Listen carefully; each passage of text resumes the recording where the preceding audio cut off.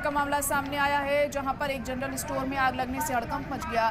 तस्वीरें आप देख सकते हैं किस तरह से ये दुकान पूरी तरह से आग की चपेट में आ गई है। ये जनरल स्टोर में आग लगी है और ये आग पूरी तरह से फैल चुकी है यहाँ पर, और सारा सामान जलकर यहाँ पर खाक हो गया है।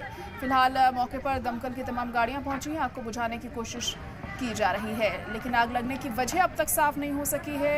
धुएं का गुबार आप देख सकते हैं, आसमान छूता हुआ ये धुएं का गुबार, और पूरी तरह से आग की चपेट में आई हुई ये दुकान, और सारा सामान जो भी इस जनरल स्टोर में मौजूद था वो खाक हो चुका है इस आग के लगने के चलते। तो देखते ही देखते ये पूरी दुकान आग की चपेट में आ गई। लाखों का सामान इसमें मौजूद था जो पूरी तरह से खाक हो गया। वजह अब तक साफ नहीं है कि क्या कारण रहा इस आग लगने के पीछे।